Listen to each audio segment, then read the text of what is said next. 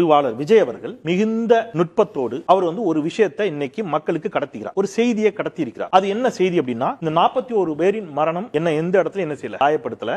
அதை நினைச்சு கவலைப்பட்டு வீட்டுல இருப்பேன் நினைக்காதீங்க. நான் அடுத்தது விரைவில் பிரச்சாரத்துக்கு வர போறேன். வண்டிக்கு ஆயுத பூஜைக்கு நான் என்ன செஞ்சேன், வண்டியெல்லாம் கழுவி மாலை போட்டு ஆயுத பூஜைக்கு வண்டியை நான் என்ன செஞ்சிட்டேன், தயார் பண்ணிட்டேன். ஆயுத பூஜை கொண்டாடி கொண்டிருக்கிறேன் அப்படின்னு தன்னுடைய தொண்டர்களுக்கு விஜய் ஒரு மெசேஜை கன்வே பண்றாரு. என்ன கன்வே பண்றாருன்னா, தருணம் தான் சொன்னார் அவர். எப்படிங்க வலிமிகுந்த தருணம் அல்ல, அந்த வலிமிகுந்த தருணத்தோடு தான் அவர் ஆயுத பூஜை போட்டிருக்காரு. அது எனக்கு புரியுது. மிகுந்த வலியோடு வேதனையோடு கனத்த இதயத்தோடு சுண்டல் சக்கர பொங்கல்லாம் வச்சு அந்த வண்டியை அவர் இன்னைக்கு பூஜை போட்டிருக்காரு.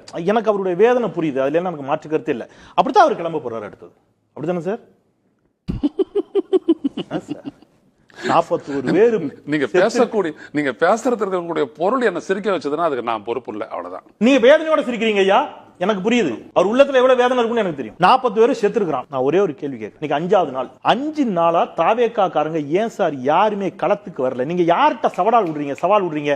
சிஎம் சார் முதல்ல வாங்க, உங்க நிர்வாகிகள் அனுப்புங்க. புசி ஆனந்த் எங்க? நிர்மல் குமார் எங்க? எதுக்கு டெல்லிக்கு ஓடுறாரு ஆதவ அர்ஜுனா? மக்களை சந்திக்க ஏன் சார் பயப்படுறீங்க? உங்க வீரத்தை நான் என்னன்னு சொல்லட்டுமா?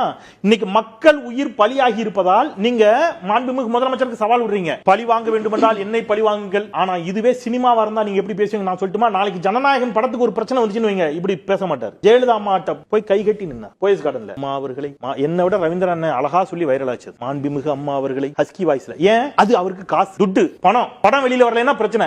அப்போ உங்களுடைய பொருளாதாரத்திற்கு சிக்கல் வருகின்ற பொழுது ஜெயலலிதா அவர்கள் இன்னைக்கு சிஎம் ஸ்டாலின் 41 உயிர்களுக்கு காட்டிய வீரத்தை அன்னைக்கு தலைவர் படுத்துறப்ப ஜெயலலிதா காட்டியிருக்கணும். நீங்க இந்த பொருளாதாரத்தை விட்டுட்டு தானே கட்சி தொடங்கி. அது எப்ப? அடேங்க அப்பா, எப்படி பேரறிஞர் அண்ணா வந்த மாதிரியா? வாழ்வா சாவா, எனக்கு வேலை கிடைச்சா தான் ராணி அம்மையாரோட குடும்பம் நடத்த முடியும் என்ற போது வந்தாரு. அப்படியா வந்தீங்க? நல்லா சம்பாதிச்சு முடிச்சு அடுத்த சிவகார்த்திகேயன் வந்துட்டாரு, அடுத்த டீம் வந்துடுச்சு. ஓகே, வரலாம். ஜெயலலிதா இறந்துட்டாங்க, கலைஞர் இறந்துட்டாரு, நம்ம ஒரு வாய்ப்பு இருக்குமான்னு பார்க்கலாம். இப்போ வந்திருக்கீங்க. பொருளாதாரத்தை விட்டுட்டு இல்ல, பொருளாதாரத்தினுடைய உச்சத்துல நல்லா சேர்த்துட்டு பொருளாதாரத்தை சேர்த்துட்டு வர்றீங்க. பொது வாழ்க்கைக்கு வர்றது அப்படி இல்ல.